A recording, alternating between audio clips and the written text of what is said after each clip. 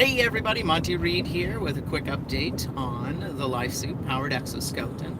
We are excited and standing by waiting for the Japanese reporters to be here in the Seattle area. They're coming in to do an interview and broadcast. They'll be videoing a demonstration of the LifeSuit powered exoskeleton that I wore to gain the honor of being in the Guinness Book World Record.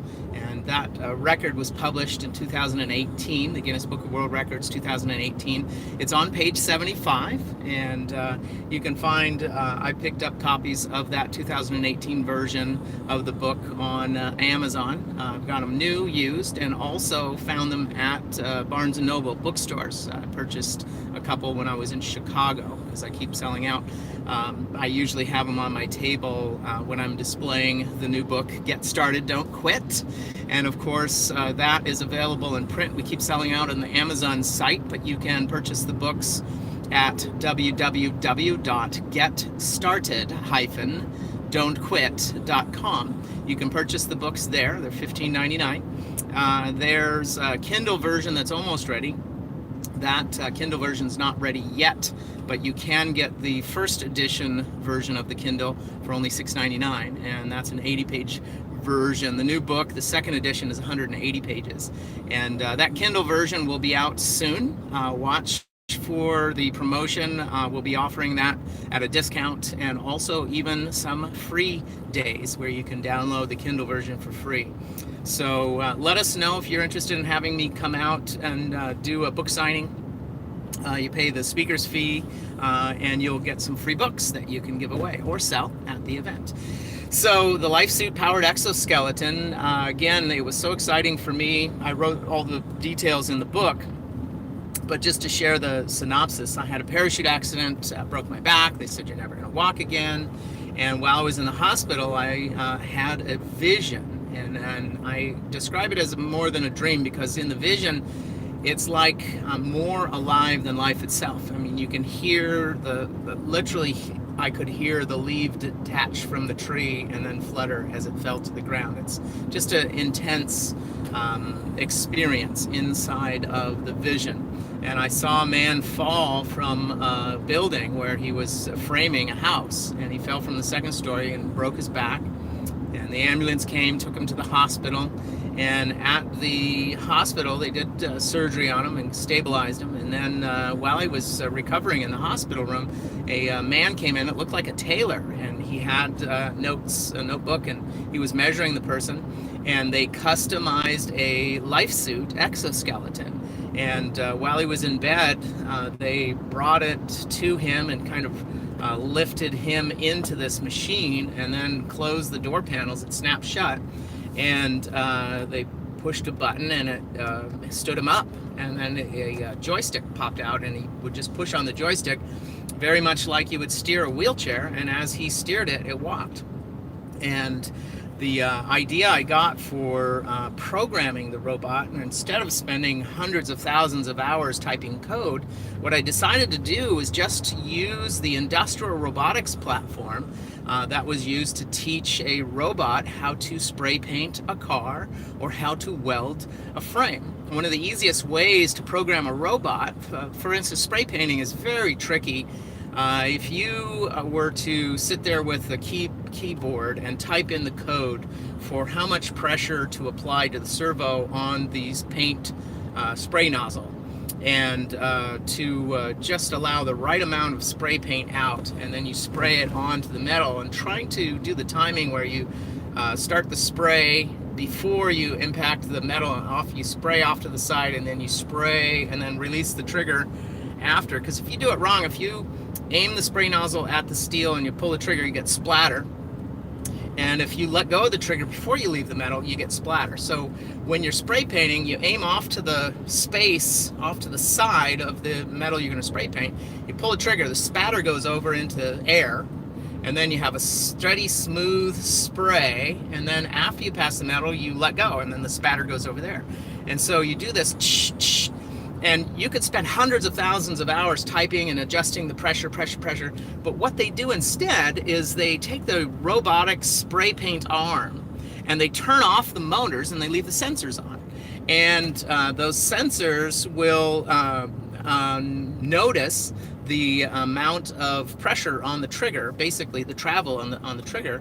And so they take an experienced painter and he grabs onto that robotic spray nozzle and he spray paints the body of a car, or the frame, or the hood, or the different parts of the car, and the computer simply remembers or records those motions, the exact timing, the exact travel on the trigger to spray paint the car. Same thing with welding. They have a very experienced welder, and he or she will grab that welding rod and make contact just above the metal and do that weld and do this perfect, beautiful bead.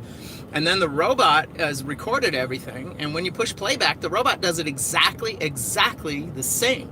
And so you could have an expert spray painter spray paint 10 cars or 100 cars, and then decide which one was the absolute best and use that one recording, and then every single frame and every single body panel of that car will be painted perfectly every single time. And even the best expert is going to fail once in a while, but a robot, when it is using the perfect spray pattern, it will use it every single time. And so with that same robotic recording system, I designed the robot suit so we could have a powered life suit, and actually built a separate one called a telemetry suit, which is very common in virtual reality and some of the CGI stuff that's used in film these days. But basically, it would be a powered suit with the motors either removed or turned off. And so the first few prototypes, we had the motors just turned off. But then later we built a telemetry suit, which is a complete exoskeleton with no power at all, no motors at all, just a lightweight version of the suit with a bunch of sensors. And then the able-bodied person or a physical therapist or nurse would walk around in that telemetry suit doing the exact exercise they wanted the patient to do. And in real time, it would control the powered suit and do the exercise routine that they wanted that patient to do. And then it would be stored in a memory file or a patient profile.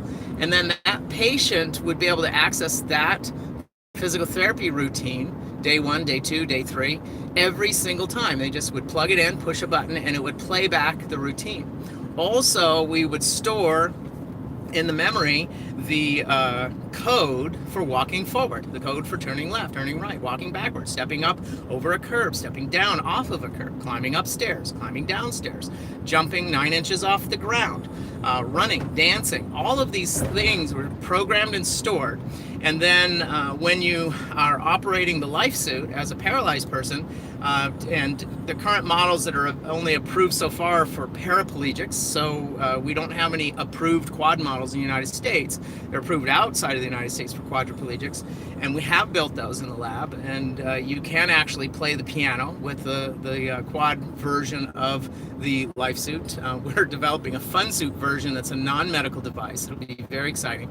And the paraplegic model, the person has use of their hand, and they simply flip the switch into walk mode. And if you'll look on most wheelchairs, you'll see usually a dial that goes from turtle to rabbit, and that's your speed. And so we just rotate it from turtle to rabbit, and in between you've got the turtle, and in the middle you've into stair mode, so it knows to go up or down, and also use stair mode to go up and down curbs. And of course, jumping is not approved in the United States, but it is a very fun operation. You basically fire both legs at the same time, and it launches you off the ground. And wow, it is such a trip to be strapped into one of those exoskeletons, push the button. There is a video of me doing a bunny hop at the Robo Games in San Francisco, and it's a series of jumps. I think it's 4 jumps in a row, where fire both legs and jump. It's just a literal bunny hop, 4 jumps, turn around and walk back. And so I currently hold the world record for the furthest distance in a powered exoskeleton, which is a little over 5K, and the fastest speed, which is a timed chip, speed, and also at Robo Games, the world record for high jump of 9 inches in the exoskeleton. We have reached 12 inches in the lab, but that was not an official timed event. So at Robo Games, we did the high jump of 9 inches off the ground.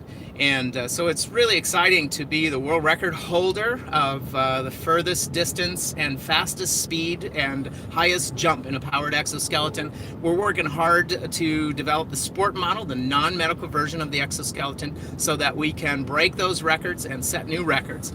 And of course, we're looking forward to traveling outside of the United States, where it's legal and safe and allowed for paralyzed people to participate and get those same world records. And so we are looking for test pilots who are interested in stepping up to hold that new title for the new world record in the new sport version of the life suit exoskeleton. We call that sport model the fun suit. That's been our nickname in the lab for years.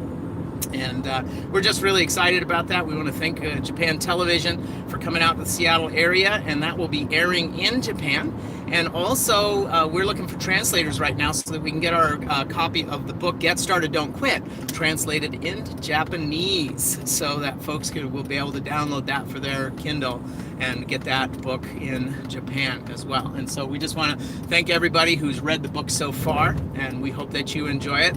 If you already have purchased a copy of Get Started, Don't Quit, you have a voucher for the Kindle version at half price. So there'll be a coupon code as soon as that Kindle version goes up online. And also you can, if you have already purchased a paper copy, you can get a free download of the first edition of the book available now. This is Monty Reed for They Shall Walk, and Get Started, Don't Quit. Have a great day.